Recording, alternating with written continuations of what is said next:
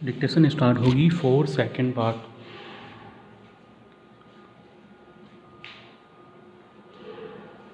Start. मौजूदा वक्त के संकट ने फिर से आकर समझा दिया कि मौत महबूबा है जो एक बार आती है तो साथ लेकर ही जाती है। महामारी ने हमारी ज़िंदगी में पसर कर ज़िंदगी के बाद की कई मजबूरियां समाप्त कर दी है।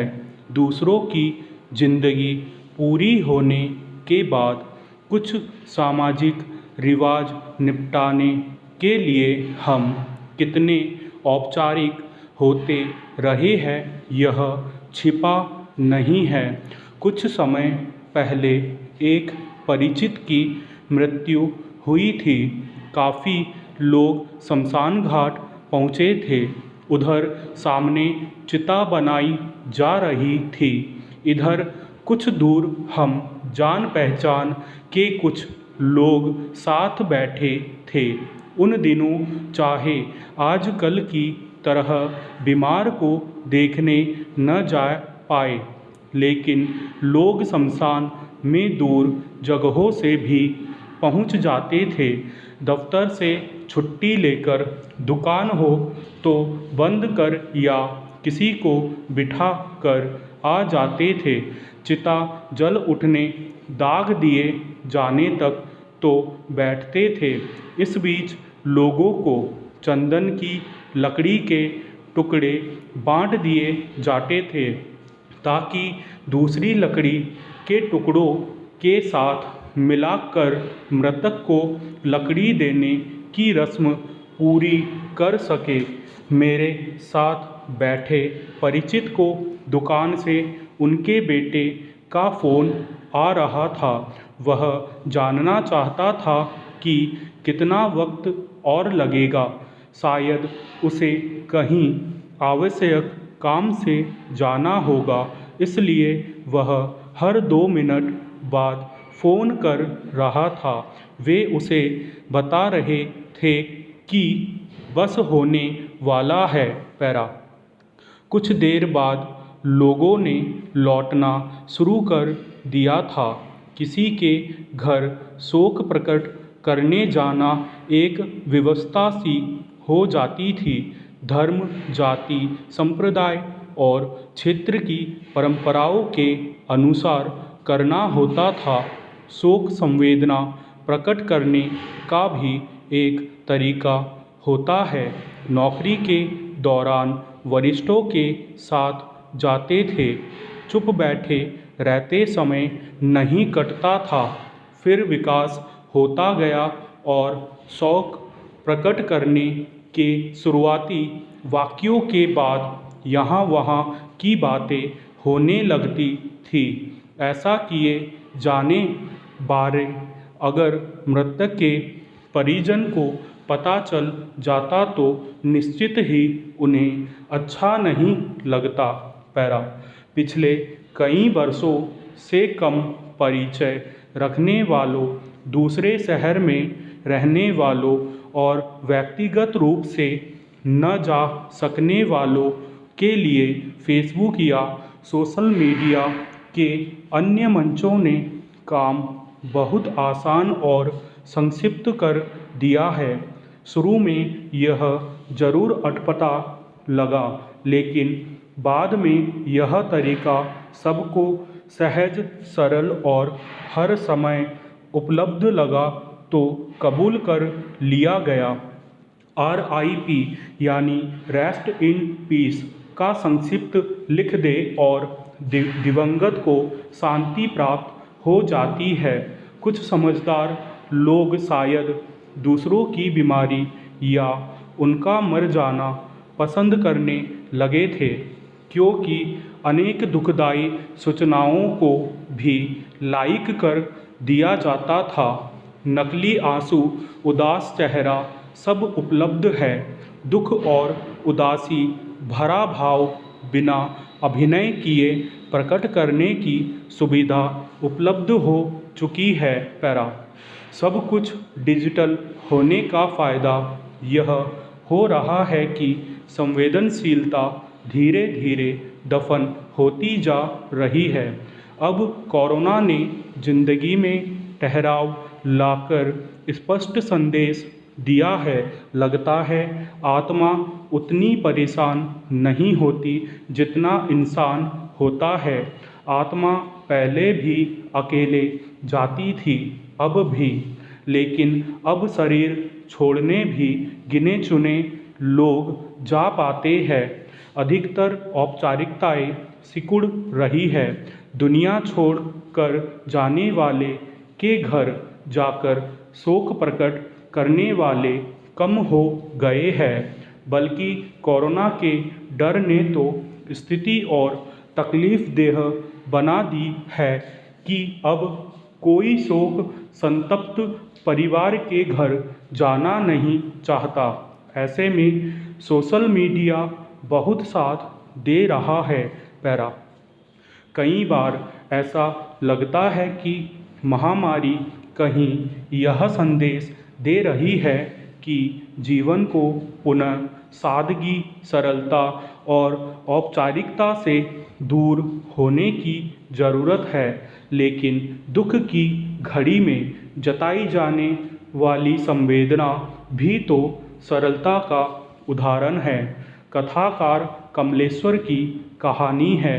दिल्ली में एक मौत, तत्कालीन संदर्भ और उनके सच अब ज़्यादा कठोर रूप में समाज के कोने कोने में टहल रहे हैं। किसी ने कहा है कि आज को जिंदगी का आखिर दिन समझकर जियो। कोई इस बात से सहमत हो न हो, लेकिन आज परिस्थितियाँ इसी विचार को जी रही है। जिंदगी के बाद दिवंगत की आत्मा के लिए की जाने वाली औपचारिकताएं अब गैर जरूरी लगने लगी है। वैश्विक महामारी के कारण बहुत ज़्यादा तनाव और बदलाव में फंस चुके वातावरण में इंसान द्वारा यह विचार करना आवश्यक हो गया है कि क्या आत्मा जैसे शाश्वत तत्व का दुनियावी स्वार्थ भरी श्रद्धांजलि से कोई संबंध स्थापित हो सकता है। क्या हमारा कोई भी कर्म श्रद्धांजलि का रूप अख्तियार कर किसी की आत्मा तक पहुंच सकता है। पैरा जाहिर है हम जहां तक देख और महसूस कर सकते हैं, हम उसी के बारे में कुछ कर पाएंगे। इसीलिए स्वार्थी लोगों से भरी दुनिया में अगर कहीं किसी परिवार में मृत्यु के बाद के दुखों के बीच अपनी संवेदनशीलता से बचा सके तो शायद मनुष्य होने की एक ज़रूरी शर्त बचा सकेंगे। पिछले कुछ समय में एक भय की वजह से कितना कुछ छिन गया है। हम फिलहाल इसे महसूस कर पाने की हालत में है। आगे क्या होगा नहीं पता, मगर वर्तमान को तो हम थोड़ा संभाल ही सकते हैं। पैरा मनुष्य जीवन रिश्तों से जुड़ा हुआ है। रिश्तों के कारण ही मनुष्य जीवन में आगे बढ़ने की, सफलता पाने की, शिक्षित होने की कोशिश करने और फिर कार्य करने की इच्छा रखता है। अगर रिश्ते मधुर हो तो जीवन सुखमय और खुशहाल बन जाता है, लेकिन रिश्तों में खटास या अनबन होते ही व्यक्ति भी टूट जाता है। रिश्ता आखिर बिगड़ता क्यों है? इसके पीछे व्यक्ति का अहंकार, सोच और उसका व्यवहार जिम्मेदार होते हैं और इसी कारण रिश्ते बदलते जा रहे हैं। पैरा रिश्ते की अहमियत कोई माँ से पूछे जिसके लिए अपने बच्चे से बड़ा रिश्ता कोई नहीं है। इसलिए कहा जाता है कि औरत के लिए माँ बनने से बड़ा दूसरा कोई सुख नहीं। किसी बहन से रक्षाबंधन के समय पूछिए कि भाई का रिश्ता क्या होता है, लेकिन वर्तमान युग में कहीं ना कहीं इन रिश्तों की अहमियत कम होती जा रही है। कुछ लोग मदर्स डे पर तो अपनी माँ के साथ फ़ोटो सोशल मीडिया पर डाल कर दिखावा करते हैं, जबकि अन्य दिनों वे अपनी माँ से बात करना तो दूर उन्हें खाना तक नहीं देते। शादी के बाद अपनी बहनों से हाल चाल तक नहीं पूछते। ऐसे लोगों के लिए रिश्तों की कोई अहमियत नहीं होती है। वे सिर्फ दिखावे के लिए ही रिश्ते रखते हैं। पैरा आज की व्यस्त जीवन शैली में रिश्ते अपना अर्थ खोते जा रहे हैं। कई लोग अपने ही रिश्तेदारों से तभी मिलेंगे या फ़ोन करेंगे जब उन्हें उनसे कोई काम पड़ जाए। पहले रिश्तेदारों से मिलना या रिश्ते निभाना एक खूबी मानी जाती थी, लेकिन आज काम पड़े या किसी से कुछ कहना पूछना हो तो इसे व्यावहारिकता माना जाता है। याद रखिए, रिश्ते तभी अच्छे में स्वस्थ बने रह सकते हैं जब अपेक्षाएं या इच्छाएं कम हो या नहीं हो। अन्यथा रिश्ते बदलने और उनमें दरार आने में देर नहीं लगती।